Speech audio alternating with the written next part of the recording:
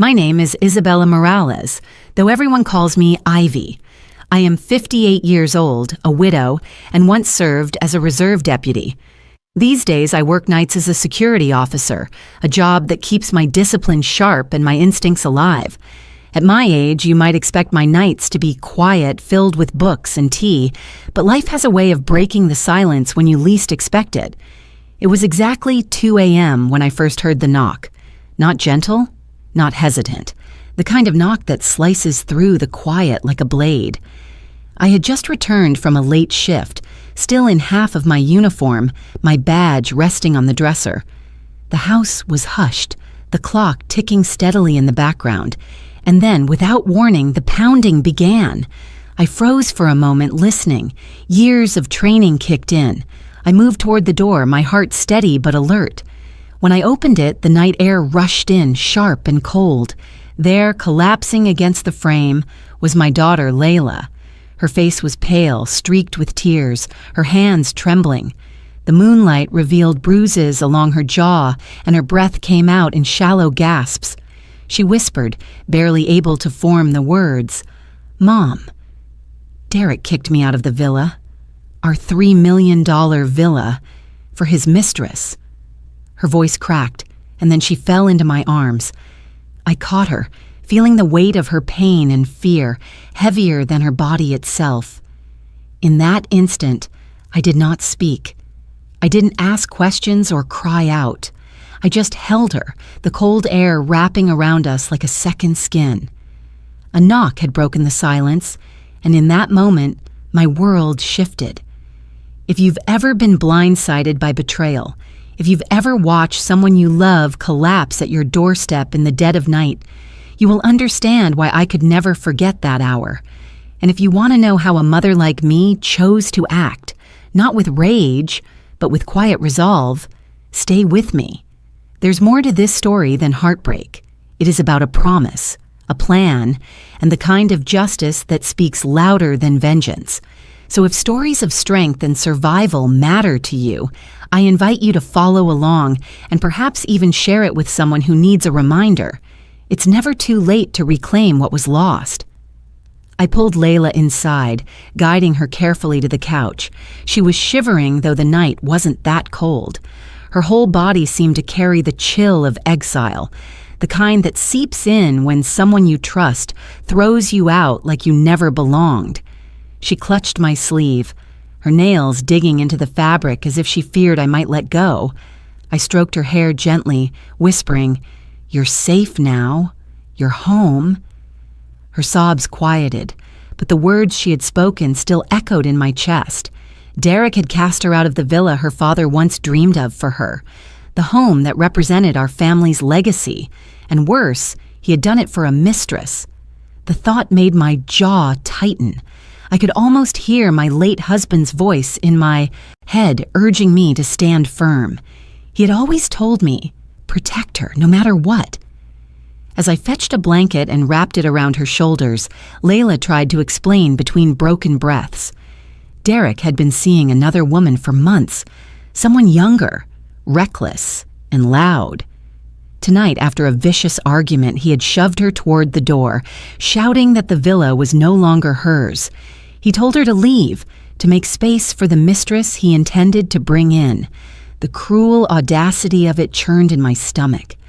Layla's words faded into soft sobs, and I could see how exhaustion threatened to consume her. I pressed a warm cup of water into her hands, urging her to sip slowly. "Mom," she said, her voice cracking, "he's taken everything. He said if I spoke to anyone, he would make sure I had nothing left." I crouched beside her, steadying her trembling hands. "Listen to me," I said firmly. "You have not lost everything. You still have me, and as long as I'm breathing, you will never be without a home." Her eyes filled again, though this time with something gentler than despair. Perhaps it was relief, perhaps disbelief. I didn't need her to speak. I only needed her to know. I rose to my feet and walked quietly to the dresser where my badge and folded uniform lay. My fingers brushed the cool metal of the badge, the fabric worn by years of service. I had not worn it in a long time, not officially, but its meaning had never left me. It was more than authority. It was a reminder of who I was and the oath I had once taken. I glanced back at Layla, wrapped in the blanket, her head resting heavily against the cushions. She had fought so hard to keep her marriage alive, believing love could fix what cruelty had corroded. Now she was broken, but not beyond repair, and I would be the one to see her restored. The house was quiet again, but it was a different kind of quiet.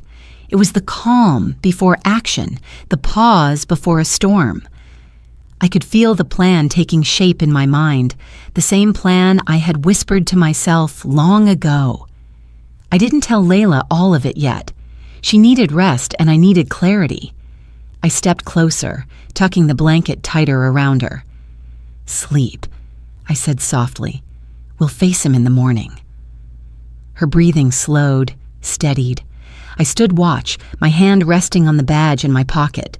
In my silence, I made a vow, not only to my daughter, but to the memory of the man who once stood by my side. Justice would come, not with chaos, but with precision. And when the time was right, Derek would realize he had underestimated the wrong woman. That night at 2 a.m., everything changed. When the house finally settled into silence again, I lingered in the dim glow of the hallway lamp. Layla was asleep on the couch, her breathing steady though uneven at times, like her body was still bracing for blows, even in dreams. I pulled a chair near her side and sat for a while, watching her chest rise and fall, listening to the fragile rhythm of her survival. The bruises across her skin haunted me, but more than that, it was the look in her eyes before she closed them. Shame, as if she had failed. My daughter believed she was broken, but I knew she wasn't. She was standing at the edge of something, not the end. I rose quietly and walked back to my bedroom. On the dresser, where I had left it untouched for months, my uniform waited. The navy blue fabric folded neatly, the polished badge resting above it, the holster empty but familiar. I reached out, running my fingers over the cloth. It smelled faintly of starch and time, of nights I had spent on patrol, of duty that had shaped me long before this battle. I pulled the uniform jacket onto my shoulders. It was snugger than I remembered, the weight pressing into me like an old friend. I looked into the mirror, and for a moment I didn't see a tired widow with strands of silver hair. I saw Deputy Isabella Morales, the woman who once swore to uphold the law, to protect and serve. And though I was no longer on the active roster, that oath was never truly retired. It lived inside me. The badge gleamed in the soft light, catching my reflection. I picked it up, holding it in the palm of my hand. My late husband had watched me pin it on countless times, always with that proud smile. He used to tease me, saying, "You married the law before you married me." But he understood. He admired that my discipline wasn't just about rules. It was about love, about safeguarding those who could not defend themselves. I remembered the last night I wore this uniform while he was still alive. He had come into the bedroom as I buttoned the jacket, leaned against the doorway, and said, "Promise me one thing, Ivy. Promise me you'll never let our daughter stand alone. No matter how far she drifts, no matter what mistakes she makes, stand beside her." I had placed my hand over his, strong and calloused from years of carpentry, and whispered, "I promise." That promise was the last sacred thread between us, the one vow I had carried beyond the grave. Tonight, as I looked at Layla's bruised face in my memory, that vow surged through me like blood itself. I fastened the badge to my chest, the metal cold against my heart. I slid the holster onto my hip and placed my old sidearm inside. It had been cleaned and oiled, though I rarely touched it anymore. I wasn't arming myself for violence. I was reminding myself of who I was, of what I could still do. I paced slowly through the hallway, my boots quiet against the wooden floor. Every photo on the wall seemed to watch me, Pictures of Layla as a child, her laughter frozen in frames, her father's arm draped around both of us. They were witnesses to this moment, to my silent vow renewed. When I stepped back into the living room, I stood over my daughter. She stirred lightly, shifting beneath the blanket. Her lips moved, whispering something inaudible. I knelt and brushed a strand of hair from her forehead. "You are not alone," I whispered, words meant for her ears even if her dreams swallowed them. Then I moved to the dining table and opened the locked drawer where I kept an old folder. Inside were pages I had collected over the years, notes about Derek's suspicious finances, odd discrepancies I had seen but never had enough reason to act upon. At the time, I had told myself it wasn't my fight, that Layla loved him, and I had to respect that. But tonight proved what I had known in my gut all along. He was a parasite, and parasites only stop when cut off from their host. I laid the folder flat, spreading out the documents, receipts, and a USB drive where I had stored fragments of information. My hands moved with precision, each detail falling into place like pieces of a puzzle. My training returned to me with ease. It was no longer a distant memory. It was alive again, guiding me. The clock ticked past 3 a.m. The neighborhood outside was still, only the rustle of leaves breaking the quiet. I stood in the kitchen, poured myself a glass of water, and stared out the window. My reflection in the glass showed the uniformed figure I had been, the figure I had become again. And then I whispered the words that sealed my resolve, the words I had carried for years without speaking. Execute the plan. It wasn't said with anger. It wasn't said with vengeance. It was said with calm certainty, like a soldier receiving orders she already understood. The plan was not chaos. It was order, not rage. It was justice. I returned to the couch and sat once more beside Layla. She stirred faintly, her body curling tighter into the blanket. I rested my hand on her shoulder, steady and protective. Whatever came next, she wouldn't walk through it alone. The night had tested me, but it had also given me clarity. This was not just about reclaiming a villa or punishing a cruel man. It was about fulfilling a promise made to the man I loved, about guarding the daughter who carried his eyes and his spirit. It was about proving that silence in the face of abuse was never the answer. Action was. I leaned back in the chair, eyes heavy but spirit alert, and let the darkness stretch around us. Tomorrow would bring doctors, lawyers, evidence, and battles. But tonight, I had already taken the first step. The uniform was on my back, the badge over my heart, and the oath alive again in my soul. At 2 a.m., my daughter had collapsed in front of me. By 3 a.m., I had risen. By the time dawn threatened the horizon, I was already driving through the empty streets with Layla curled in the passenger seat. She leaned against the window, her face pale under the faint glow of the dashboard lights. Every bump in the road made her wince, though she tried to hide it. I kept one hand on the steering wheel and the other near hers, steadying her with my presence, if not my touch.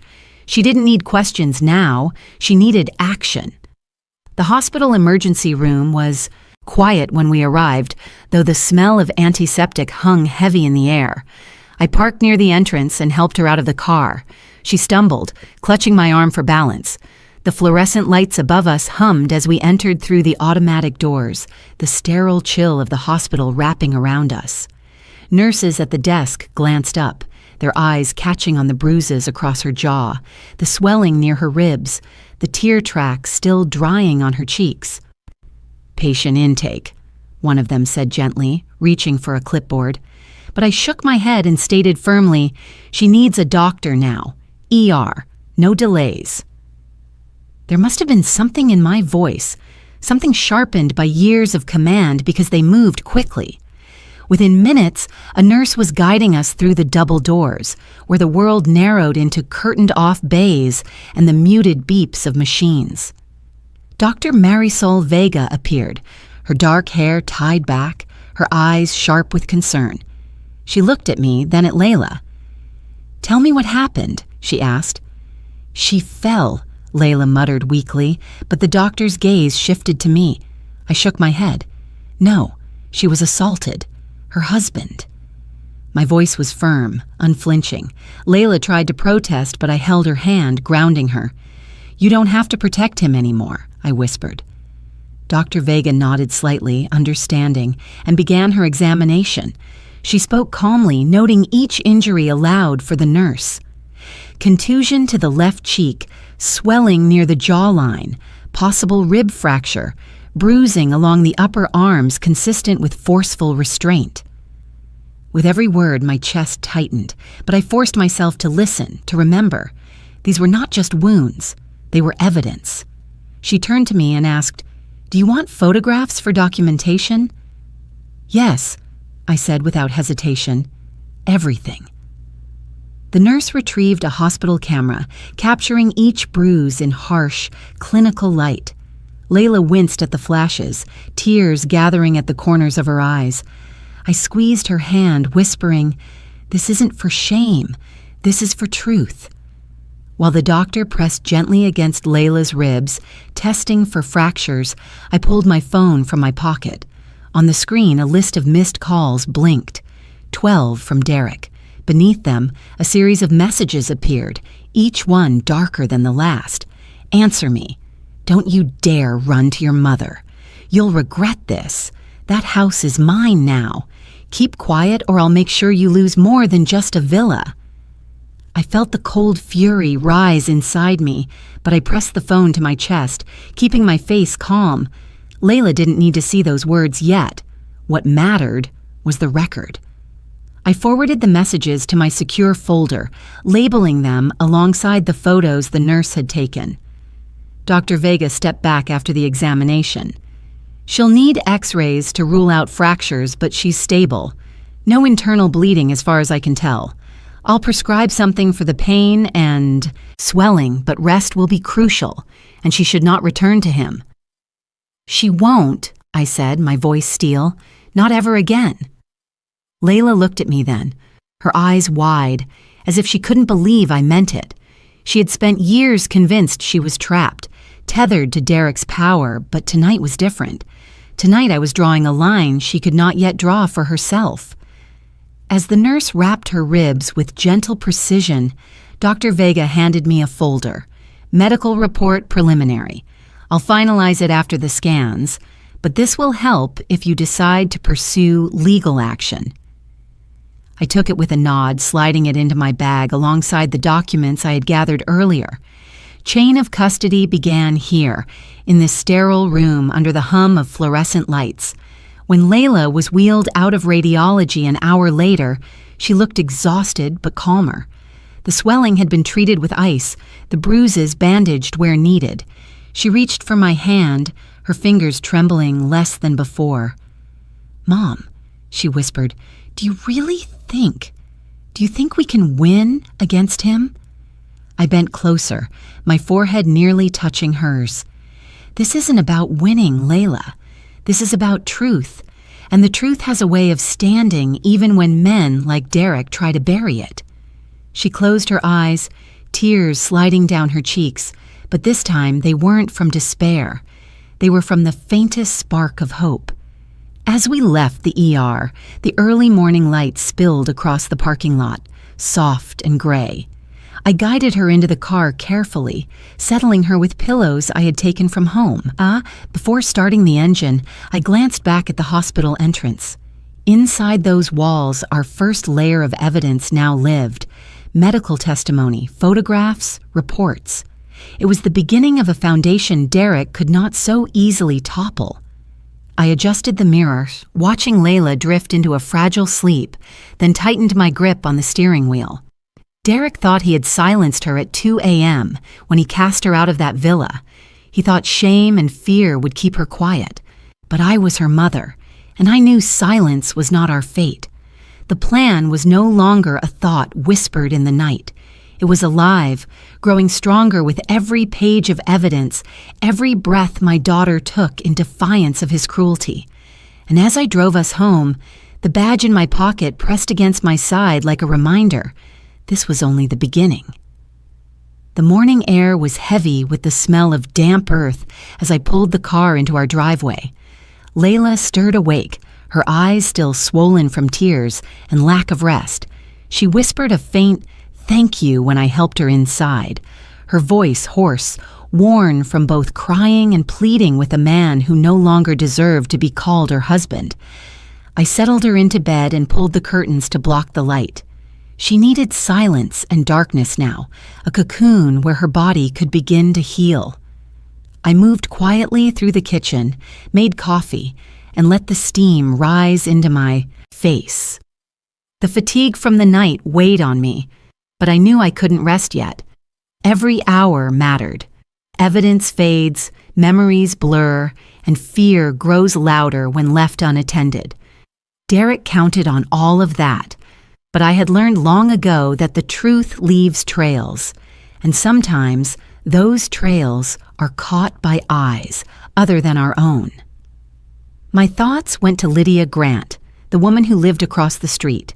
A widow like me, she had been both friend and occasional confidant.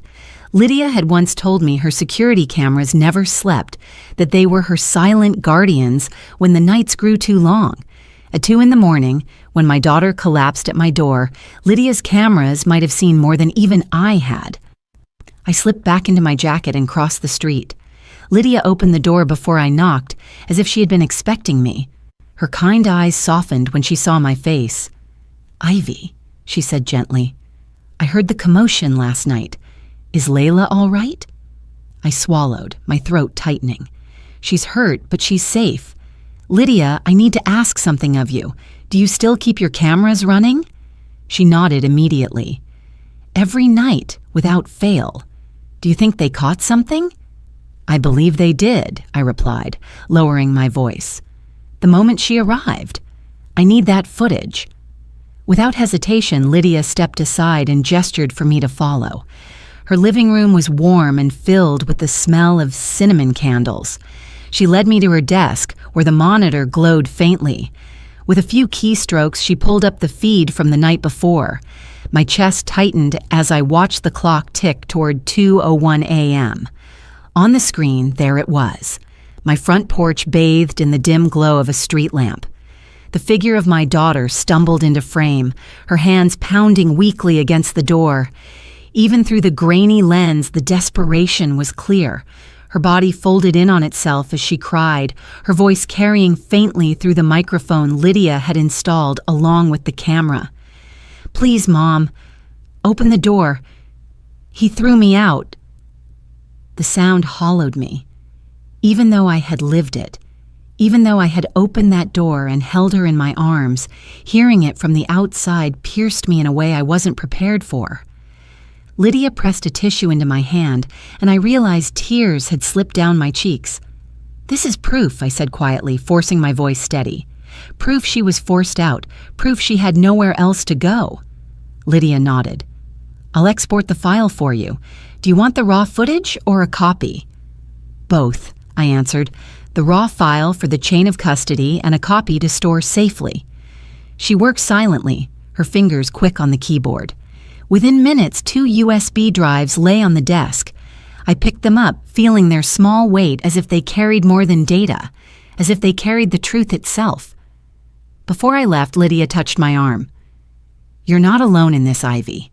If you need me to testify, I will." I saw her crying. I heard her voice. "No one can twist that." I looked into her eyes and felt gratitude swell within me. Community had been something Derek tried to use against us, twisting neighbors with his charm and false respectability. But here, across the street, was someone who saw through him. "Thank you," I whispered. "When the time comes, your voice will matter." Back home, I slipped quietly into my study. Layla was still sleeping, her face calm at last. I placed one USB drive into a locked box and labeled it with the date and time. The other I added to the folder with the medical report, the photographs, and Derek's threatening messages. The file was growing, each piece another brick in the wall we would build against him. For a moment, I sat at the desk and closed my eyes. I could still hear Layla's cries through Lydia's speakers, still see her pounding fists against my door. But now, those cries were no longer just a mother's memory. They were recorded, preserved, undeniable. When I stood, I felt a new steadiness in my spine. Derek could spread his lies, paint himself as the victim, charm the church, and parade his charity. But truth had a way of breaking masks, and with every piece of evidence, his mask grew thinner. I stepped into Layla's room once more. She stirred, her eyes opening halfway. "Mom," she murmured, "what time is it?" "Morning," I said softly. "You're safe. Sleep a little longer." She closed her eyes again, and I brushed her hair back from her forehead. Outside, the neighborhood stirred awake with the ordinary hum of life. Dogs barking, sprinklers ticking, engines starting. But inside my home, something extraordinary had begun. The fight for justice had taken root, and it was already growing. I returned to the kitchen, poured myself another cup of coffee, and whispered into the quiet, "Step by step, we'll bring him down." By the time Layla finally stirred from her long sleep, the sun was already leaning past noon, painting warm stripes across the living room floor. She blinked awake, her eyes swollen but softer now, as if her body had begun to believe in safety again. I was sitting nearby, a stack of papers and a laptop open in front of me. She shifted under the blanket and whispered, "Mom, you're still up?" "I never left," I said gently. "You needed rest. I needed to prepare." Her gaze flickered toward the files on the table. "Prepare for what?" "For the fight he doesn't know is coming," I answered. I spoke quietly, but my words carried steel. Layla looked down, her fingers twisting the edge of the blanket. Shame still clung to her, though it was not hers to carry. "You don't have to face this alone anymore. I have a plan, and it starts now." She didn't argue, though her eyes brimmed with tears. I reached across the table and touched her hand. "Drink some water, eat a little something, then let me do the work. Justice isn't just decided in a courtroom. It's built, brick by brick, with evidence no one can tear apart." After making sure she was settled with a bowl of soup, I gathered the folder that was growing heavier each hour. The medical report from Dr. Vega, the photos of her bruises, Derek's threatening messages, and now the footage from Lydia's camera. Each piece had its place. Each piece was part of the truth. But truth needed a voice, someone who could weave it into the language of the law. That was when I reached for my phone and dialed a number I had kept for years. "Ethan Cole," came the steady voice on the other end. "Ethan, it's Ivy Morales." There was a pause. "Ivy, it's been a long time. What can I do for you?" I inhaled deeply. "I need your counsel. It's about my daughter and her husband. He's put her out of her own home. There's abuse, fraud, threats. I have evidence. I need to make it airtight." His tone shifted, sharper, more alert. "Bring me everything you've got. I'll clear my schedule." I felt something lift in my chest. Not relief, not yet, but the beginning of it. Ethan had been a fierce attorney in his prime, and though he had slowed down his caseload in recent years, his reputation for integrity and strategy had never faded. He was the one person I trusted to turn this pile of pain into a wall Derek couldn't climb. After ending the call, I returned to the dresser in my room. I pulled open the drawer where my uniform still rested from the night before. I touched the badge again, feeling its weight. This time, I slipped it into my jacket pocket, not for show, not for power, but as a reminder of the authority I once bore and the discipline that still lived within me. When I came back to the table, Layla was watching me, her expression caught between fear and disbelief. "Mom, what are you doing?" "What I was trained to do," I replied. "Gather, record, protect. The badge may not put me on duty anymore, but it gives me the right to certify chain of custody. Everything we have will be beyond dispute. That's how we'll take him down, by leaving no cracks for him to slip through." Her lips trembled. "But he's always been untouchable. Everyone believes him. He wears the mask so well. I leaned closer, my voice firm but tender. Masks crack when the truth presses hard enough. We don't need everyone to believe right away. We need the right people to believe. Judges, officers, the community when the veil lifts. And that will happen. She nodded faintly, clinging to my words the way a drowning soul clings to driftwood. I knew belief would come slowly for her, but it didn't need to come quickly. I could carry it for both of us until she was ready. I spent the afternoon sorting files into categories: medical, digital, financial, testimonial. I made duplicate copies on encrypted drives, labeling each with times and dates. Every piece had a place, every step documented. I felt the quiet, strength of order building under my hands. As the sun dipped low, I sat back and exhaled. The house was calm, almost deceptively so, but beneath that calm was resolve. Derek thought his cruelty had silenced Layla. What he didn't know was that it had awakened me. I walked to the window and looked out across the street toward Lydia's house. A light glowed in her kitchen, a reminder of the neighbor who had stood ready without hesitation. Then I looked down at the driveway, at the car that had carried us to the ER, to evidence, to safety. Each place we touched was part of the chain now, part of the story that could no longer be erased. When I returned to the living room, Layla was asleep again, curled beneath the blanket, her breathing softer this time. I pulled the folder closer to me, set my phone on top of it, and whispered into the quiet, "Step 1 complete. Tomorrow, the real work begins." I leaned back, the badge pressing against my chest like a heartbeat, and allowed myself a rare moment of stillness. Not peace, not yet, but purpose. And purpose was enough to carry me into the night. At 2 a.m. the night before, my daughter had been thrown out of her own home. Now, at the close of this day, the evidence stood in our favor, and the plan had taken its first true breath. Night fell again, quiet and deep, but my mind refused to rest. I sat in the living room with the lamp casting a faint circle of light over the table. The folder of evidence was stacked neatly, yet I found my eyes drifting toward the single photograph that lay on top. It wasn't medical paperwork or Lydia's USB drive. It was a picture of the villa, the house Derek now claimed as his own.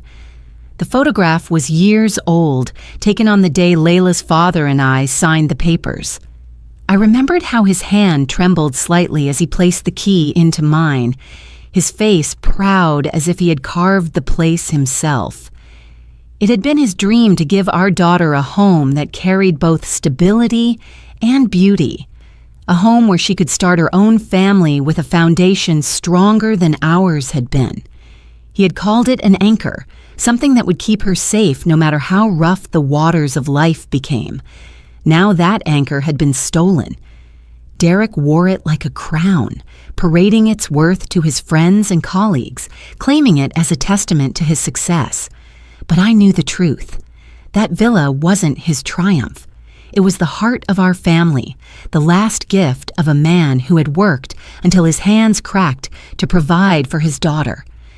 I closed my eyes and could still see the first time Layla ran across its polished floors, her laughter ringing through the empty rooms.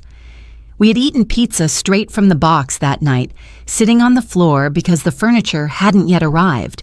My husband and I had clinked glasses, whispering about all the milestones this house would hold: holidays, birthdays, grandchildren's first steps. Those memories should have been untouchable. But Derek's greed had seeped into those walls, staining them with arguments, slammed doors, and whispered lies. He had convinced Layla that his name secured their future, that his control was for her protection. By the time she realized the truth, it was too late. He had already wrapped the villa in forged documents, tangled signatures, and false ownership. As I stared at the photograph, I felt a dull ache in my chest. The house was more than brick and stone. It was the embodiment of trust, of promises made by a man no longer alive to defend them. It was the place where Layla should have found sanctuary, yet it had become the stage of her undoing. I rose quietly and walked into Layla's room. She was asleep again, her face pale but peaceful under the soft lamplight. On the nightstand beside her bed, something caught my eye. A single brass key lying alone, separated from its ring. I picked it up gently, the metal warm from her touch. It was the villa's key, the only thing she had managed to keep when Derek cast her out. I rolled it between my fingers, feeling the weight of it, small yet powerful. Keys open doors, but they also guard them. This one was more than an object. It was a symbol of what had been taken and what could still be reclaimed. I pressed it into my palm and whispered, "He may have the walls, but he doesn't have this. He doesn't have the right." Returning to the living room, I placed the key carefully into the folder alongside the evidence. It belonged there, as much a piece of proof as the bruises, the messages, and the footage. It spoke of possession, of history, of belonging that no forged paper could erase. As the clock crept toward midnight, I found myself standing at the window, staring across the city toward where the villa stood. I could almost see its silhouette against the dark sky, the windows glowing with lights that no longer belonged to us. Derek believed he had claimed victory by filling it with lies and the presence of his mistress, but homes don't bend to deceit forever.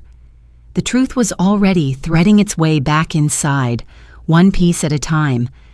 I thought of my husband then, how he used to place his hand over mine and remind me that justice was rarely swift, but always sure. "Patience, Ivy," he would say. "Justice takes root quietly like seeds in the soil. You won't see them grow at first, but one day they'll crack the ground."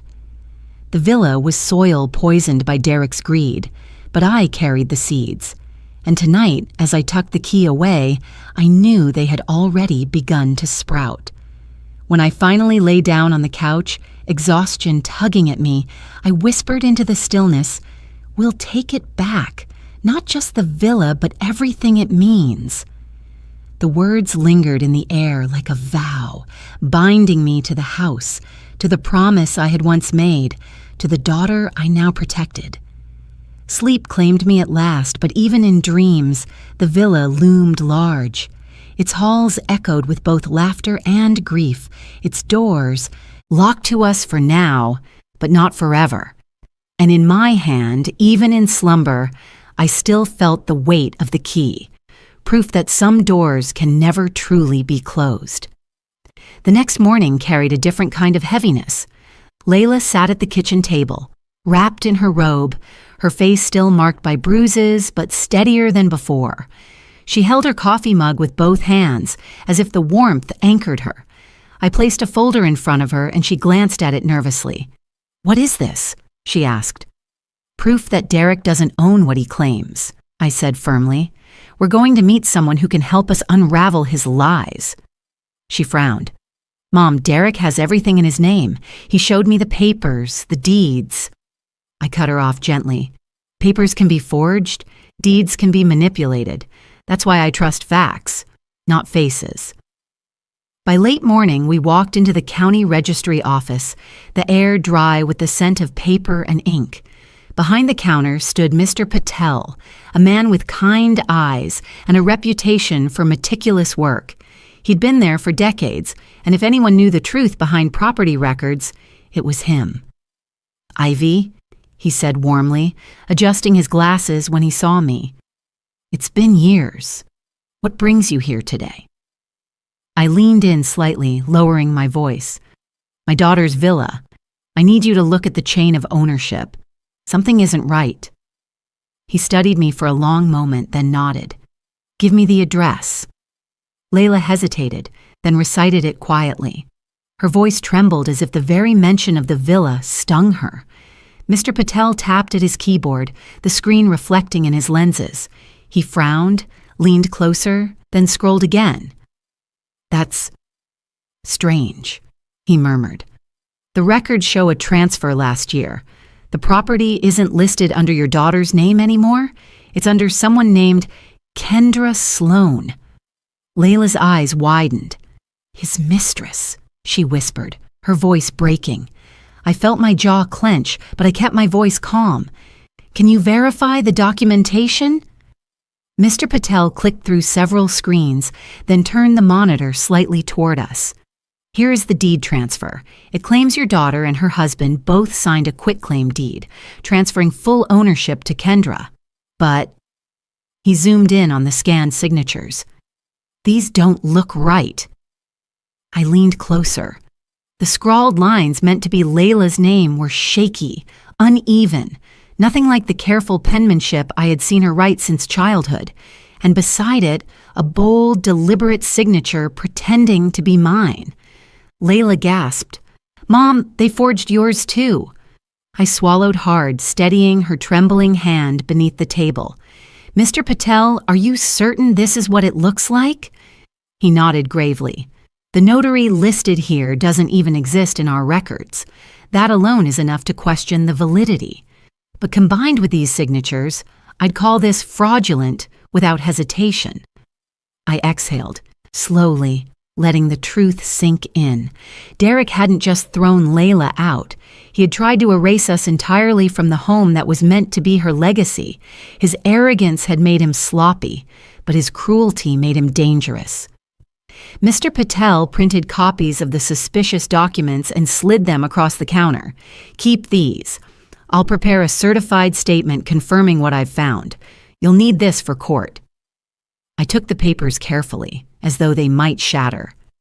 "Thank you," I said sincerely. "This may be the first crack in his wall." Layla's hand shook as she held the copies, her eyes wide. "He signed your name. He didn't even hesitate." I turned to her, my voice steady but fierce. Because he thought no one would check. He thought intimidation and lies would be enough, but he underestimated us. As we left the office, the autumn wind whipped around us, carrying the scent of fallen leaves. Layla clutched the papers tightly against her chest. For the first time since that night at 2 a.m., there was something in her eyes besides despair. It wasn't quite hope, but it was the glimmer of it. On the drive home, she whispered, "What if he finds out we're investigating?" I kept my gaze on the road. Then let him. Fear belongs to him now, not to us. We have truth on our side. Back at the house, I added the new documents to the growing file. Medical records, photographs, threatening texts, Lydia's footage, and now fraudulent deeds. Each piece was another weight pressing against Derek's lies. That evening, as Layla rested, I sat at the table again, the lamp casting shadows over the papers. I traced my finger across the forged version of my name. The bold letters mocked me, as if Derek believed he could steal not only our home, but also my identity. He didn't know that with each step, he was leaving a trail too glaring to ignore. I tucked the file into the locked drawer and pressed my hand against it. "You tried to erase us," I murmured, "but you only wrote your own downfall." The villa might still be in his grasp for now, but tonight, for the first time, I felt the ground shift beneath him. The truth had been unearthed, and there was no burying it again. The following afternoon, I drove across town with the folder of evidence on the seat beside me. Layla had begged me not to go, afraid of what Derek might do if he saw me face to face. But this was a step I couldn't skip. Sometimes you have to look the enemy in the eye to remind him you're not afraid. Derek's pawn shop sat on a grimy corner of the boulevard, the kind of place that swallowed up wedding rings, guitars, and desperation. The neon sign flickered faintly, buzzing like an insect as I parked in front. Through the window, I could see two of his men, faces I recognized from neighborhood cookouts, now shadows who followed Derek's orders. I stepped inside, the bell over the door chiming weakly. The smell of dust and old metal clung to the air. Behind the counter, Derek looked up, his tie loosened, his sleeves rolled. His smile was slow and sharp, like a blade sliding from a sheath. "Well, if it isn't my dear mother-in-law," he said smoothly. "I was wondering when you'd show up. Checking in on your daughter? She's been a bit dramatic lately. I placed the folder on the glass counter with deliberate calm. I'm not here for your performance, Derek. I'm here for the truth. His eyes flicked down to the folder, then back up to me. He leaned closer, lowering his voice. Truth is whatever people believe, and right now, everyone believes me. I opened the folder and slid out a few pages.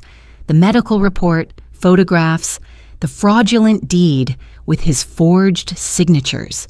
His smugness faltered for the first time as his gaze scanned the papers. You've been busy, he muttered, his jaw tightening. Busy making sure your lies don't bury my daughter, I said evenly. You can charm the church, the neighbors, the league, but the law doesn't care about charm. The law cares about evidence. His men shifted at the back of the room, stepping closer. One of them crossed his arms, the other cracked his knuckles. Derek noticed the movement but didn't stop them. Instead, he smirked, trying to regain his footing. You think walking in here with a few papers makes you strong? Layla was always weak. And you're just an old woman clinging to a badge you don't wear anymore. At that, I reached into my jacket and pulled the badge from my pocket. I set it firmly on the counter between us. The metal gleamed under the dull shop light. The two men hesitated, their swagger deflating. Derek's smirk flickered, betraying the first hint of unease. I may not be on active duty, I said, my voice steady as iron, but I know the rules. Chain of custody, sworn testimony, certified evidence, every bruise on her skin, every forged signature, every threatening message. It all leads back to you. And now your mistress's name is on documents she never signed. Think carefully about how far you want this to go. The men stepped back, exchanging uncertain glances. Derek's expression hardened, but his bravado was thinner now, stretched tight like old fabric ready to tear. He leaned closer, his voice low and venomous. She deserved it, Ivy. Someone had to teach her her place. For a moment, the world went still. His words were meant to sting, but they did more than that. They confirmed everything I already knew. He wasn't just cruel in secret. He carried it proudly, convinced no one could touch him. I held his gaze without flinching. Teaching your wife her place doesn't mean bruising her body or forging her legacy. It means you've revealed exactly who you are. And who you are is a man about to lose everything. Silence pressed between us, broken only by the hum of the neon outside. Finally, Derek laughed bitterly, pushing the papers back toward me. Take your little collection, Ivy. Wave it in court if you dare. By then, no one will care. They'll see me as the good husband, the community leader. You'll just look like a bitter old woman pulling strings. I gathered the papers calmly, sliding them back into the folder. Then I picked up my badge, tucking it into my pocket with care. We'll see what the judge thinks, I said quietly. As I turned to leave, one of his men muttered, "Boss?" His voice was uncertain, as if even he didn't quite believe Derek's mask anymore. Derek waved him off, his face flushed with anger he couldn't hide. I stepped out into the sunlight, inhaling deeply. My hands trembled faintly, but not from fear, from resolve. I had stood in front of him and made it clear. His reign over my daughter was ending. Driving home, I replayed his words in my head. She deserved it. The arrogance of that sentence would be his undoing, because men like Derek always believed cruelty was invisible. But it leaves marks, and I was collecting every one. When I pulled into the driveway, Layla was waiting at the window, her arms folded, her eyes wide with worry. I smiled faintly and held up the folder as I stepped inside. "It's done," I said simply. Her shoulders sagged with relief, though fear still lingered in her eyes. I set the folder back on the table and smoothed my hand across its surface. Each page inside was a stone, and together they were becoming a fortress. Derek thought the pawn shop was his kingdom, a place where he could sneer and threaten. But today, I walked out knowing it was nothing more than a cage he had built for himself, and soon the bars would close in. The days that followed carried a chill that had nothing to do with the weather. I noticed it first when I stopped by the grocery store. Neighbors who had once greeted me warmly with smiles now turned away, whispering in low voices as I walked past. The cashier who usually asked about Layla barely made eye contact, scanning my items in silence. When I thanked her, she muttered something under her breath I couldn't quite catch. By the time I reached the parking lot, the truth had settled heavy in my chest. Derek had moved faster than I anticipated. He wasn't waiting for the courtroom to defend himself. He was poisoning the well of our community long before we had the chance to drink from it. That Sunday, I walked into church with Layla at my side, her scarf pulled high to cover the fading bruises on her neck. The sanctuary that had once been a place of comfort felt different now. Eyes followed us as we slid into a pew, whispers buzzing louder than the opening hymn. A woman leaned over to another and shook her head. A man we'd known for years narrowed his eyes, clutching his Bible tighter. It didn't take long before the sermon was overshadowed by Derek's carefully crafted mask. He stood at the pulpit afterward, smiling graciously, shaking hands, speaking about generosity and forgiveness. People clapped his back, praised him for his latest charitable donation to a local youth baseball league. He was the image of respectability, the man everyone thought they knew. And we were the shadows in the back pew, the ones painted as bitter, ungrateful, divisive. When we left the church, Layla's steps were small and uncertain. "They believe him," she whispered, her voice breaking. "They think I'm lying. They think I left him for no reason." I wrapped an arm around her shoulders, pulling her close. Let them think what they want for now. The truth doesn't need applause. It just needs time. But that night when we returned home, a folded note was wedged into our mailbox. My stomach tightened as I pulled it free, the paper rough beneath my fingertips. In black marker, the words were scrawled with crude urgency. "Shut up or lose your daughter." I stood on the porch, staring at the threat while the crickets chirped around us. Layla stepped out, asking what it was. I slipped the paper into my jacket pocket before she could see.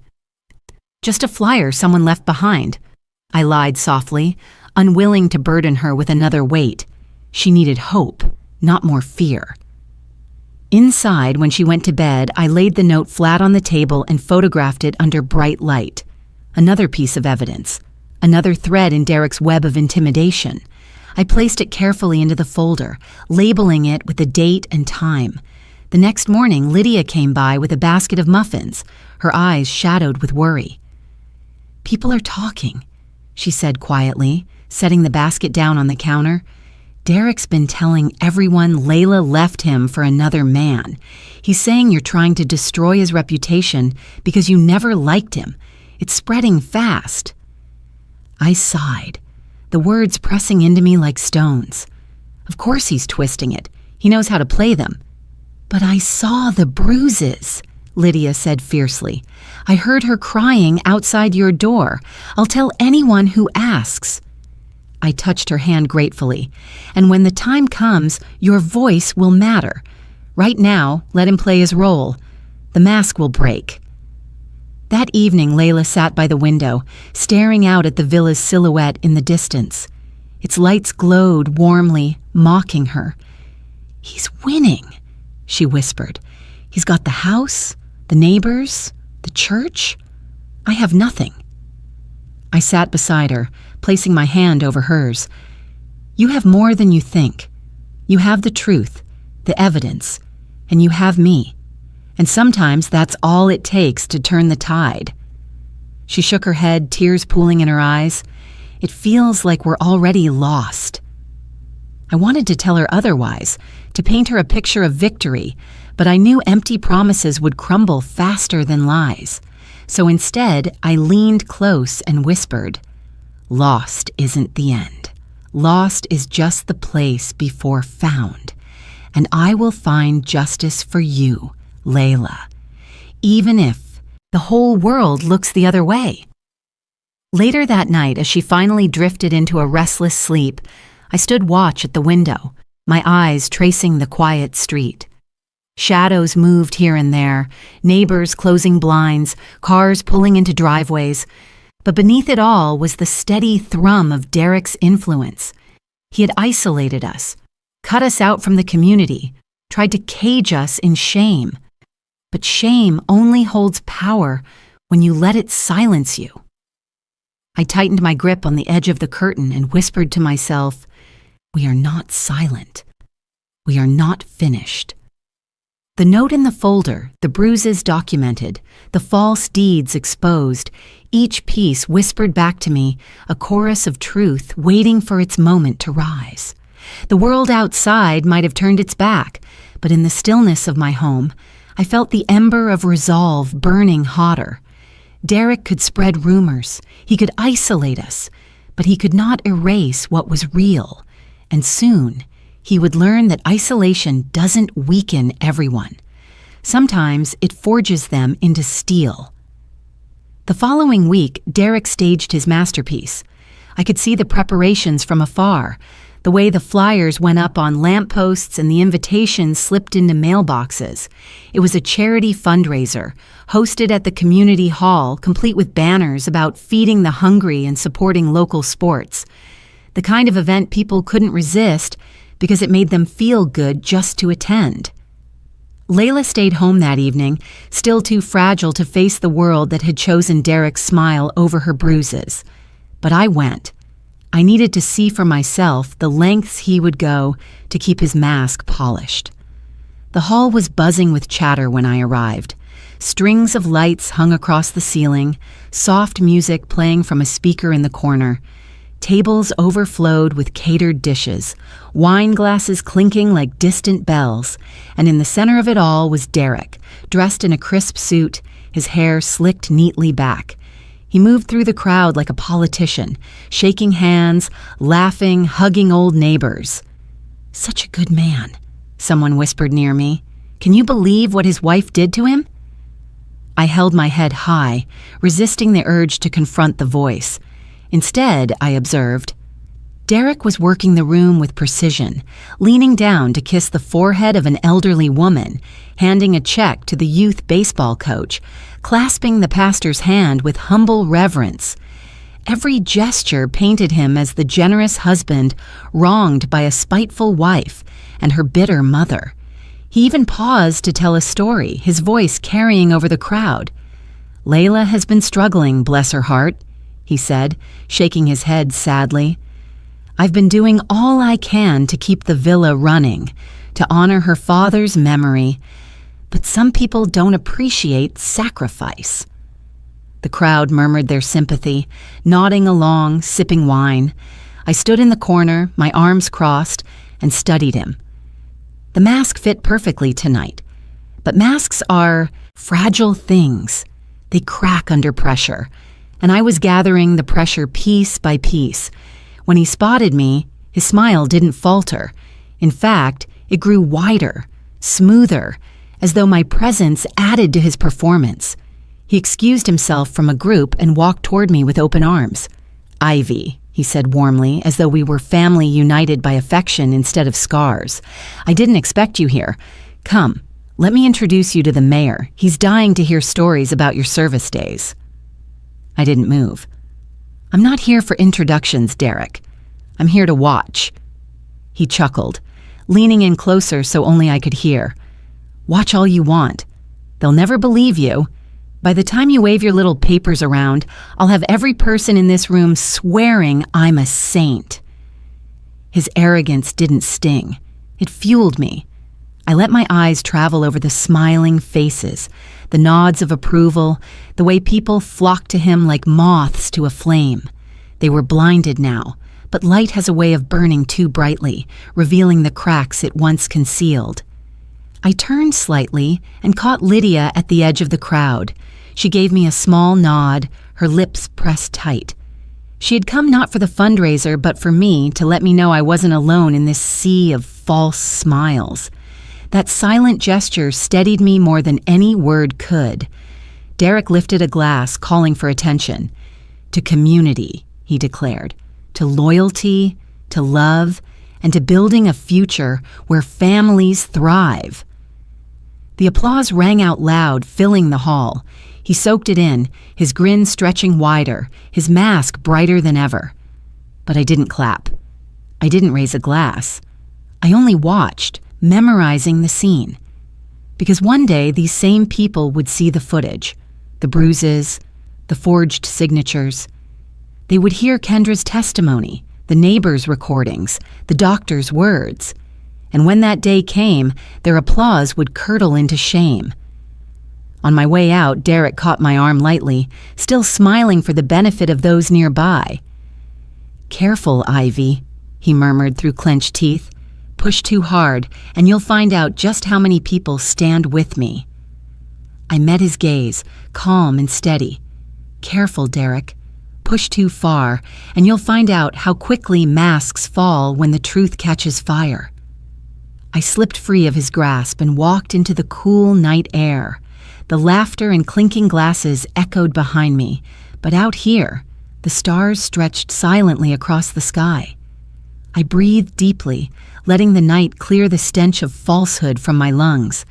Back at home, Layla was curled on the couch, a blanket pulled tight around her. She looked up anxiously when I came in. "How was it?" she asked. I sat beside her and brushed a hand across her hair. "It was exactly what I expected. He put on a show, and they loved it." Her eyes filled with tears, but I shook my head. "Don't let it break you. The higher he builds his mask, the harder it will shatter. And we'll be there when it does." She leaned into me, and for the first time in days, I felt her weight rest fully against my shoulder, no longer braced for the next blow. I held her close, whispering into her hair, "We are not done. He can play his part, but the truth is patient, and when the time comes, it will roar louder than his applause." Outside, the villa's lights glowed in the distance, a reminder of all we had lost. But as I held my daughter, I knew that lights can lie. What mattered wasn't the shine. It was the foundation. And his foundation was already crumbling. The night air was cool when I stepped into the small bar on the edge of town. It wasn't Derek's usual scene, too quiet, too dim for his brand of performance. That was why I chose it. Kendra Sloan sat at a corner table, her hair swept back, her lipstick smudged from too many drinks and not enough sleep. She looked up when she saw me, her eyes narrowing with suspicion. "What do you want, Ivy?" she asked sharply, crossing her arms. "If Derek finds out we met—" I slid into the chair across from her, calm and steady. "If Derek finds out, he'll do to you what he did to Layla, maybe worse. I think you already know that." Her lips trembled for a second before she smirked, though the expression didn't reach her eyes. "He loves me. He promised." I pulled a folder from my bag and placed it on the table between us. The papers inside shifted under the dim light, crisp and undeniable. "He promised you the villa, didn't he? That's why your name is on the deed. But he didn't tell you the signature was forged. He didn't tell you he broke the law to give you something he could never legally own." Kendra's eyes flickered to the folder, her fingers twitching as if she wanted to reach for it but couldn't bear to touch the truth. "That's not possible. He said Layla signed it over. He said—" I opened the folder and turned the pages toward her. The forged signatures stared back, bold and unmistakable. Next to them was a debt statement, one Derek had taken in her name without her knowledge, stacking bills against the villa as collateral. Her face went pale as she scanned the lines of numbers, the weight of betrayal pressing into her. "He used me," she whispered, the bravado slipping. "He told me we'd build a life together, that the villa was ours." I leaned forward, my voice low but unwavering. "Kendra, you're not the first woman to believe his promises, and you won't be the last if no one stops him. But you have a choice right now. You can keep clinging to his lies, or you can stand with the truth. And the truth is this: If you testify, if you speak up, you'll not only save yourself, but also Layla. You'll expose him for who he is." Her eyes darted around the bar, searching for escape, but there was none. The weight of the papers anchored her, tethered her to the reality she had tried to deny. Her voice cracked when she asked, "And if I don't?" I sat back slowly. "If you don't, Derek will drag you down with him. When the court uncovers the forged deed, your name will be the one tied to it. Your debts, your false ownership, your signature he twisted. He'll leave you holding the wreckage while he slips away to his next conquest. That's who he is." For a long moment, she said nothing. The clink of glasses at the bar filled the silence, the jukebox crooning a melancholy tune. Then she let out a long, shuddering breath and whispered, "I can't believe I let him play me like this." "You wanted to believe," I said softly. "So did Layla. But now you know better. The question is what you'll do with that knowledge." She lifted her eyes to mine, and for the first time they weren't sharp or defensive. They were weary, resigned. "What do you need from me?" "Your testimony," I replied. "Your voice telling the court exactly what he did, and the documents he pushed into your hands, the messages he sent, everything you have that ties him to fraud, to abuse, to lies." Kendra exhaled, her shoulders sagging as though the weight of months had just collapsed onto her at once. "I kept the texts," she admitted. "He used to message me about how he'd teach Layla a lesson. I thought he was just venting. I thought it was passion." She pressed her palms against her forehead. "God, I was such a fool." I reached across the table and rested my hand lightly on hers. Being fooled isn't the same as being guilty. What matters is what you do now. If you're brave enough to tell the truth, you'll help tear down the mask he's hiding behind. Her eyes glistened with unshed tears, but she nodded slowly. "All right, I'll do it. I'll testify." Relief coursed through me, not triumph, but something steadier, something that felt like progress. For the first time, Derek's fortress had sprung a leak from within. When I left the bar that night, I carried not just the folder of documents, but also the knowledge that the tide was shifting. Derek had built his power on deception and intimidation, but one by one, those he used were beginning to see the truth. Back at home, Layla sat up when I walked through the door, her face lined with worry. "Where did you go?" she asked. I placed the folder on the table and sat beside her. "I spoke to Kendra." Her eyes widened. "His mistress?" "Not anymore," I said firmly. "She's ready to tell the truth." Layla's breath caught, and for the first time, a flicker of hope sparked in her expression. I pulled the villa key from the folder and set it on the table between us. He may think he owns everything, but he doesn't own the truth, and now the truth is on our side. As the clock ticked toward midnight, I sat with my daughter in the quiet, the air between us lighter than it had been in weeks. Justice was still far ahead, but tonight I knew we had taken another step closer. The courthouse smelled faintly of polish and old paper, a place where truth and lies often clashed under the same roof. I walked through its tall doors with Layla at my side, her steps hesitant but steadier than the week before. She wore a simple navy dress, her hair pinned back to hide the fading bruises. Her fingers gripped mine as if to anchor herself, and I squeezed gently, reminding her she wasn't walking in alone. Ethan Cole was already waiting inside, his briefcase balanced neatly on the bench beside him. He rose when he saw us, his eyes filled with calm determination. "Ivy," he greeted, nodding respectfully. "Layla, today we start taking back what's yours." Layla managed a faint smile, but I could feel the tremor in her hand. We followed Ethan into the courtroom, where the walls rose high and solemn, and every sound seemed to echo. Judge Arturo Ramirez presided from the bench, his stern expression unreadable. On the opposite side, Derek sat with his lawyer, Hector Valdez.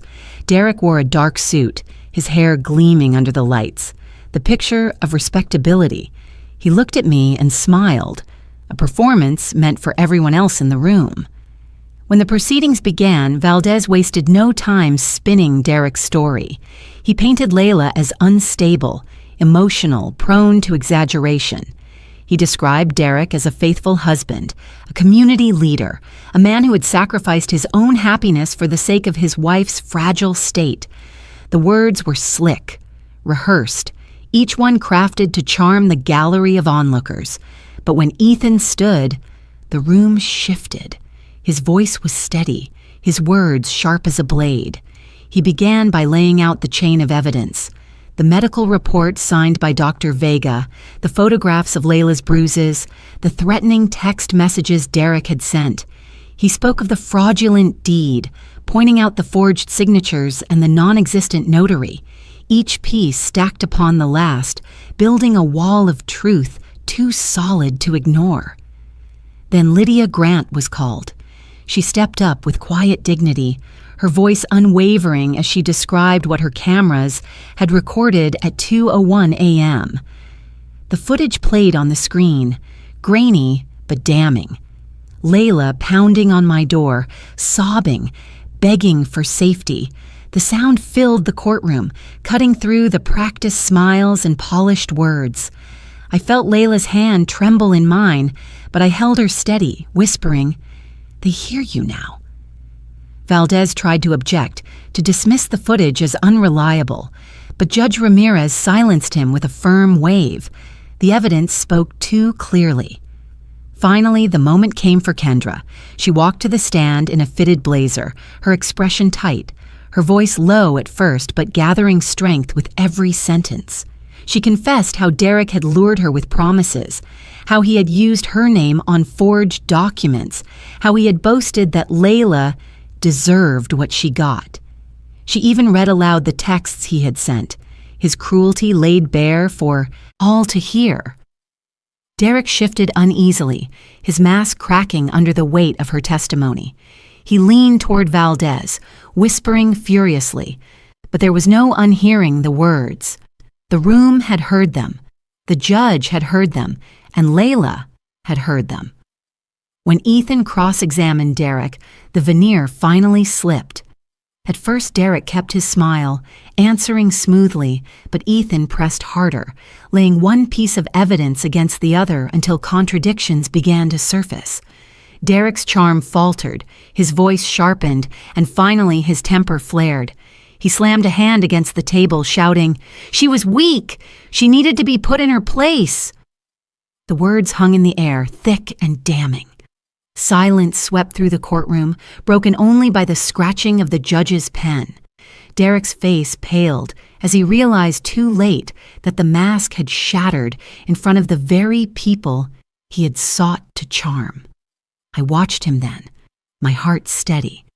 This was the man who had thought himself untouchable, who had believed fear could silence us. But fear had become our weapon, turned against him by the weight of truth. Layla looked at me, her eyes brimming with tears, not of despair this time, but of release. "Mom," she whispered, "they see him now." I nodded, my voice barely a murmur. "Yes, they do." The rest of the day blurred into motions and arguments, but the tide had turned. The judge had seen enough, and though the final verdict was yet to come, I knew we had broken Derek's facade. When court adjourned for the day, Ethan closed his briefcase with a satisfied nod. "Tomorrow," he said quietly, "we'll finish this." I walked out of the courthouse with Layla's arm linked in mine, the late afternoon sun spilling across the steps. For the first time since that knock at 2 a.m., the air felt lighter. We were not done yet, but we were no longer walking in shadows. The truth had stepped into the light, and Derek could not chase it back. The second day in court carried a weight, unlike any other. Layla and I walked through the courthouse doors with Ethan beside us, the folder of evidence secured under his arm. I could feel the tremor in my daughter's body as she matched her steps with mine. but there was also a steadiness in her gaze that hadn't been there before. She had faced the whispers, the doubt, the shame. Now she was ready to face judgment. The courtroom was full. Neighbors, church members, and curious onlookers filled the benches, their eyes flicking between Derek and Layla as though measuring who carried the stronger story. Derek sat in his press suit, his lawyer Valdez whispering sharply in his ear, but his face no longer wore the calm mask of yesterday. The cracks had spread. He looked restless, the veins at his temple pulsing, his charm slipping like a costume that no longer fit. Judge Ramirez entered, his robe flowing as he settled into his seat. The gavel struck, and silence rippled across the room. Ethan rose first, delivering his closing remarks with a precision honed by decades in the courtroom. He reminded the judge of every layer of evidence: the medical records documenting Layla's injuries, the photos that showed the truth her scarf tried to hide, the threatening messages Derek had sent, the fraudulent deed, the footage captured at 2:01 a.m., and finally the testimony of Kendra Sloan. He ended simply, his voice firm but quiet. "Your Honor, this is not a case about a marriage unraveling. This is about power abused, trust betrayed, and a home stolen. My client deserves protection, dignity, and the restoration of what is rightfully hers." When Valdez stood, his tone was sharper than the day before. He accused Layla of exaggerating, of conspiring with her mother to ruin Derek. He called Kendra's testimony the bitter revenge of a scorned woman. He tried to dismiss the footage, discredit the documents, twist the meaning of the texts. His words were frantic, layered with desperation, but every denial seemed smaller in the face of the evidence stacked against him. Finally, Judge Ramirez leaned forward. His voice was deep and steady, carrying through the room. "I have considered the evidence, the testimony, and the arguments presented. The facts are clear." He paused, and the silence grew thick, everyone holding their breath. "The court finds in favor of Layla Morales. The villa is to be returned to her name immediately. The forged documents are null and void. Furthermore, given the evidence of threats, fraud, and abuse, Derek Whitford is remanded into custody for further criminal proceedings." The gavel struck again, sharp and final. For a moment, no one moved. The words hung in the air like a bell that wouldn't stop ringing. Then Layla gasped, her hands flying to her mouth as tears spilled down her cheeks. She turned to me, her face crumpling with relief. I wrapped my arms around her, holding her tightly as her sobs shook her shoulders. Across the room, Derek leapt to his feet, shouting protests, his face twisted with rage. "This isn't over. You can't do this to me." Officers moved quickly, restraining him as he thrashed, his polished image shattered for all to see. His neighbors, his admirers, the very people he had fooled for so long, watched in stunned silence as the man they thought they knew revealed his true face. Kendra sat in the gallery, her eyes wet but her chin lifted. She met my gaze and gave the smallest nod, as though to say, "We did it." Lydia clasped her hands together, whispering a prayer under her breath. Even Dr. Vega, who had come to hear the verdict, smiled faintly, her eyes soft with vindication. When Derek was finally led out in handcuffs, the murmurs in the courtroom swelled. Some whispered in disbelief, others in shame for having believed him. The mask of respectability he had worn so carefully had collapsed entirely, leaving only the truth behind. I looked at Layla, who still clung to me, her tears wetting my shoulder. "It's over," I whispered, stroking her hair. "He can't hurt you anymore." She pulled back just enough to look at me, her eyes wide and trembling. "Mom, we got the villa back. We actually did it." "Yes," I said softly, brushing a tear from her cheek. "We did." As we walked out of the courthouse, the autumn sun warmed our faces. For the first time in weeks, the air felt different, cleaner, freer, as though the weight pressing down on us had finally lifted. Layla stood a little taller, her hand gripping mine firmly, not out of fear but out of strength. Ethan joined us on the steps, his expression both tired and satisfied. "It's not the end of Derek's legal troubles," he said, "but for you, it's a new beginning. Guard it well." I thanked him quietly, the gratitude too deep for words.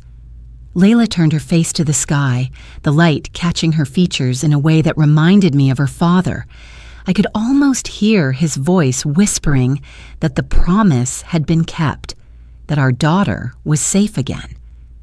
We descended the courthouse steps slowly, the chatter of the crowd buzzing behind us. But none of it mattered anymore. The verdict was ours. The villa was restored, and Derek was no longer free to torment us. As we reached the bottom, Layla slipped her arm through mine and whispered, "Let's go home, Mom." I nodded, my heart swelling with both relief and resolve. Home was waiting, and this time, no one would take it from us. The villa stood quiet when we pulled into the driveway that evening. The late sun spilled golden light across its white walls, the shutters glowing like embers after a storm. For a long moment, Layla didn't move. She sat in the passenger seat staring at the house that had once been hers, that had been twisted into a prison and now restored by the gavel of justice. Her hands shook slightly, her breath uneven. I turned off the engine and placed the small brass key into her palm. The same key she had clutched the night Derek threw her out. The same key she had carried like a fragment of hope when everything else was stripped away. "It's yours," I whispered. Layla stared down at it as though it were both treasure and burden. Her lips parted, but no words came. She closed her fingers around it slowly, the metal pressing into her skin, grounding her. "Come on," I said gently, stepping out of the car. We walked together up the path, the gravel crunching softly under our shoes. The front door loomed ahead, tall and familiar. Layla paused at the threshold, her shoulders rising and falling with shallow breaths. Her eyes brimmed with tears. "I can't," she murmured. "I don't know if I can do this." I placed a steady hand on her back. "You can. You're not walking in alone." She nodded faintly, then raised her trembling hand. The key slid into the lock, and for a moment, time seemed to hold its breath. Then the door clicked open with the softest sound, a sound that carried the weight of years, of battles fought and promises kept. As the door swung inward, the familiar scent of wood and stone drifted out. Layla stepped inside, her eyes sweeping over the foyer. The walls, the staircase, the chandelier, each detail carried echoes of laughter and love, but also shadows of shouting and slammed doors. She pressed a hand to her mouth as tears spilled freely. "It feels different," she whispered. "It's the same house, but it doesn't feel the same." "Because now it's yours again," I said softly. "Not his, not theirs, yours." She walked slowly through the rooms, touching the backs of chairs, the edges of picture frames, the cool marble of the kitchen counter. Every step seemed to lift a weight from her shoulders, though her tears kept flowing. In the living room, she stopped abruptly and turned to me, holding out the key. "Mom," she said, her voice trembling, "I don't deserve this. I let him take everything. I let him make me believe I was nothing." I closed her fingers gently back around the key. "Listen to me. He took what wasn't his, but you didn't give it willingly. You were lied to, manipulated, hurt. That doesn't make you weak. It makes you human. What matters is that you're here now, standing, reclaiming what belongs to you. You deserve this more than anyone." She collapsed into my arms then, sobbing into my shoulder. I held her tightly, stroking her hair the way I had when she was a child afraid of the dark. "You're safe," I whispered. "You're home." When her tears finally subsided, we stood together in the quiet. The villa no longer felt like Derek's domain. It felt like a place waiting to breathe again. Layla walked to the front door, pressed her hand against the wood, and whispered something I couldn't hear. Then she turned, her eyes red but steady. "This is ours," she said firmly. I smiled, pride swelling in my chest. Yes, and no one will ever take it again. We spent the evening cleaning, dusting, opening windows to let fresh air chase out the stale remnants of Derek's presence. Lydia stopped by with flowers, placing them on the kitchen table, her eyes shining with joy. "It looks right again," she said, "like it's been waiting for you." As night fell, Layla stood once more in the foyer, the key in her hand. She looked at me, tears glistening, but her smile fragile and real. When he threw me out, I thought I lost everything, but standing here now, I realize I still had you, and that was enough to bring me back. I pulled her into my arms again, whispering, "Your father wanted this house to be your sanctuary. Tonight, it is again." She nodded, clutching the key tightly as though it were both shield and sword. The brass gleamed in the lamplight, no longer a lonely remnant, but a symbol restored. That night, as I watched her drift into sleep in her own bedroom, the house seemed to exhale. The walls felt lighter, the silence softer. And in my heart, I knew we had not only won a villa, we had reclaimed dignity, memory, and home. The villa was quiet again, but this time it was not the silence of abandonment or fear. It was the kind of silence that comes after a storm, when the air is washed clean and the earth drinks deeply. I moved through the hall slowly, my hand brushing over the familiar walls, my steps echoing softly. Every corner seemed to breathe with memory, the weight of the past mingling with the promise of tomorrow. Layla was asleep upstairs, her face peaceful in a way I hadn't seen since she was a child. For the first time in months, her brow wasn't furrowed, her shoulders weren't tense. She had reclaimed something no court order could fully give her, the right to rest without fear. Watching her drift into that peace filled me with a quiet joy I could hardly put into words. I walked into the study and opened the drawer where I kept a small wooden box. Inside were keepsakes of a life I had once shared with my husband, his old watch, a photo of us on our wedding day, and a folded slip of paper yellowed with time. On that slip, in his handwriting, were the words he had spoken to me so many years ago. "Promise me you'll never let our daughter stand alone." I lifted the paper gently, my hands trembling.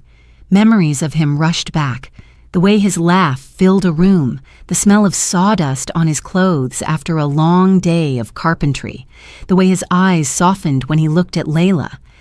I remembered the night he pressed this promise into me, how I swore to him with every fiber of my being that I would keep it. Now, standing in the villa he had worked so hard to leave behind for our daughter, I knew I had fulfilled that vow. It hadn't been easy. It had nearly broken me to watch Layla suffer, to see her spirit crushed by the man who was supposed to protect her. But tonight, with the house returned, with Derek in custody, I could finally whisper the words I had carried for years. "I kept it," I said softly into the empty room, as though he were standing right beside me. "She is safe. She is not alone." The words steadied me, settling into my bones like an anchor. I pressed the slip of paper to my chest and closed my eyes, feeling the warmth of his presence in the silence. Later, I stepped outside into the garden, the night air cool against my face. The villa's windows glowed warmly behind me, no longer a fortress of cruelty, but a beacon of renewal. I sat on the old stone bench he had built years ago, running my hand across its rough surface. The stars stretched wide above, endless and steady, and for the first time in years, I allowed myself to exhale without the weight of dread pressing against me. Footsteps approached softly. Layla, wrapped in a blanket, walked out to join me. She sat close, leaning her head against my shoulder. For a moment, neither of us spoke. The quiet between us was enough. Finally, she whispered, "Do you ever think Dad knows?" That he sees all of this? I looked up at the stars, their light older than our grief, older than our victories. I believe he does, I answered. I believe he's proud of you, of us, of the way we stood. Her hand tightened around mine, and I felt the strength in her grip. She wasn't the broken woman Derek had cast out at 2 a.m. She was someone new, wounded but healing, fragile, yet stronger than she had ever realized. She turned to me, her eyes glistening. You never gave up on me, even when I had given up on myself. I kissed her forehead softly. That's what love is, Layla. That's what family is. And your father's promise lives in both of us now. The night deepened, crickets singing softly in the grass. We sat there until the chill settled into our bones, then rose together and went back inside. I watched her climb the stairs, pausing halfway to look back at me with a small smile. I think I'm finally ready to live here again, she said. Those words pierced me with both relief and gratitude. Then this house is truly home again, I replied. When I finally lay down in my own bed, I held the slip of paper one last time before placing it back into the box. My husband's words no longer felt like a burden or a test. They felt like a circle finally closed. I whispered into the dark, I kept it. She is safe. And with that, I allowed myself to sleep. Not the restless half-sleep of vigilance, but the deep, peaceful kind that comes when a promise has been fulfilled. That night, I woke suddenly, not to pounding fists on the door or the sound of shattering glass, but to silence. I sat up in bed, blinking in the dark, the red digits of the clock glowing 2:00 a.m., the same hour that had once marked the collapse of my daughter's world. My breath caught as I listened. No knock, no desperate voice. Only the steady hum of the refrigerator in the kitchen and the faint rustle of leaves against the window. For a long moment, I simply sat there, letting the quiet seep into me. My body remembered the shock of that first night, the fear, the urgency, the way Layla's body had gone limp in my arms. But now, instead of panic, there was peace. I rose from the bed and moved softly through the house, my bare feet gliding over the cool floorboards. I stopped by Layla's door and pushed it open just enough to see her. She was curled beneath the covers, her breathing slow and steady. The moonlight spilled across her face, illuminating skin no longer shadowed by fresh bruises. She looked younger in her sleep, almost like the girl she had once been, unburdened by betrayal. Leaning against the door frame, I let myself watch her for a while. A mother always knows the difference between a child sleeping in fear and a child sleeping in safety. Tonight, she slept in safety. That was enough. I padded down the hallway to the kitchen, poured myself a glass of water, and sat at the table where our folder of evidence still rested. The papers were neat and secure, their job nearly done. They had carried us through the battle brick by brick until the truth became undeniable. I ran my hand over the folder, then closed it firmly. For the first time, I felt I could put it away without fear that silence would erase what we had built. The villa felt different now. It was no longer Derek's trophy or his weapon. It was ours again, breathing softly like a house relieved to be lived in, with love instead of control. The shadows along the walls seemed gentler, the silence no longer threatening. I walked into the living room and sank onto the couch, the same place where Layla had collapsed that terrible night. I could almost see the ghost of that moment, the way she had whispered about being thrown out, the way she had shivered as I wrapped her in a blanket. But that ghost faded quickly, replaced by the memory of her standing in the foyer with the key in her hand, claiming her home again. Outside, the world was still. The street lamp glowed faintly, and the garden was silver with dew. Somewhere in the distance, a dog barked once, then silence reclaimed the night. It was as if the universe itself was marking the hour, acknowledging the circle that had closed. I leaned back and whispered into the quiet, "We made it through." It wasn't triumph I felt. It was something deeper, a release. The release of a vow fulfilled, a daughter protected, a home restored. The release of knowing that at 2 a.m., when fear once ruled, there was now nothing but peace. I thought of my husband then. I imagined him standing in the garden, smiling faintly, proud of the promise kept. "She's safe," I whispered to him. "She's truly safe." The clock clicked to 2:15. Still no knock, still no collapse. Just silence, tender and unbroken. I closed my eyes and allowed myself to breathe deeply, to trust the quiet rather than fear it. When I finally rose from the couch, I turned off the kitchen light and made my way back to bed. Layla stirred faintly in her room as I passed, murmuring something in her dreams, but her face was calm. I pressed my hand lightly against her doorframe, a small ritual of protection, before retreating to my own room.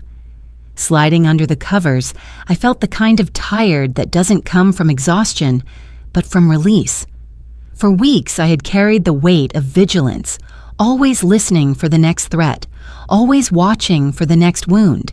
Tonight, at 2 a.m., I carried nothing but gratitude. The villa settled around me, the walls no longer echoing with fear, but with the promise of healing. My eyes drifted shut, and the silence cradled me like an old friend. At 2 a.m., once the hour of despair, I finally found peace. Morning sunlight spilled across the villa's kitchen, warm and golden, painting the countertops in gentle light. For the first time in months, the house felt alive. I awoke to the smell of something faintly sweet and familiar. When I walked down the stairs, I found Layla standing by the stove, humming softly as she stirred a pot. The tune caught me immediately. It was the same lullaby I used to sing to her when she was small, the one my husband had teased me about because I could never quite hold the notes. But Layla loved it.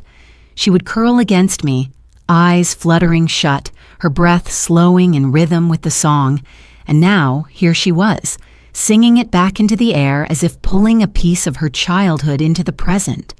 I stopped at the doorway, my throat tightening. Her voice was shaky at first, but steadying with every note. She glanced over her shoulder and caught me watching. Instead of stopping, she smiled faintly and kept singing. "Good morning," I managed, my voice thick. "Morning," she said softly. "I thought I'd try cooking breakfast, the way Dad used to make it on Sundays." She lifted a spoon, blew on it, and offered me a taste. It was simple oatmeal, but somehow it tasted like more, like memory, like home. I closed my eyes, savoring it. "Perfect," I whispered. Her laughter was quiet but genuine, and in that sound I heard healing. Not finished, not complete, but begun. As we sat at the table, bowls steaming before us, Lydia knocked on the back door and stepped in, carrying a basket of fresh fruit. "I thought you could use these," she said warmly. Her eyes softened as she looked around the kitchen. The sunlight, the scent of food, the hum of Layla's song still lingering in the air. "It feels different here already." Layla blushed faintly but lifted her chin. "It's ours again," she said. "I want to fill it with the things that make it feel alive." Lydia set the basket down and gave her a hug. "That's the spirit. You've been through the fire, Layla. Now you get to decide what rises from the ashes." We spent the morning together, eating, laughing lightly, sharing small stories that stitch the broken edges back together.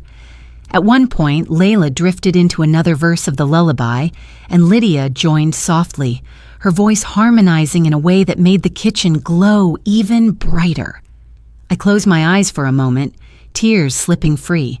Not of sorrow this time, but of release. That song, born of sleepless nights and whispered promises, now floated back into the air as a hymn of return. After Lydia left, Layla and I carried our bowls to the sink. She looked at me, her eyes shining. When he threw me out, I thought I'd lost my voice. I thought I'd never sing again. But now, I feel like I can breathe, like I can remember who I was before him. I touched her cheek gently. You were never lost, Layla. Just waiting. And now you've found your way back. The rest of the day was spent opening windows, shaking out curtains, and letting the autumn breeze move freely through the house. Layla sang as she worked, sometimes humming, sometimes breaking into laughter when she forgot the words. I followed her from room to room, each note wrapping around us like threads, binding the house back together. As evening fell, we lit candles in the living room. Layla sat at the old piano, dusting the keys before pressing down tentatively. The notes came haltingly at first, then steadier. She began to play the lullaby, her fingers remembering more than her mind. I sat beside her, humming along until the words slipped out of me, rough but true.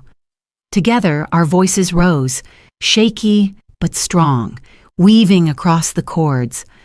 When the final note faded, Layla leaned against me, her tears wetting my sleeve. I think we're going to be okay, Mom, she whispered.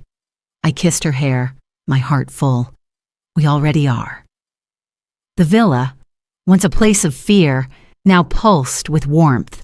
The silence that had once crushed us was gone, replaced by music, by laughter, by a song of return. And in that moment, I knew this was more than a victory. It was a beginning,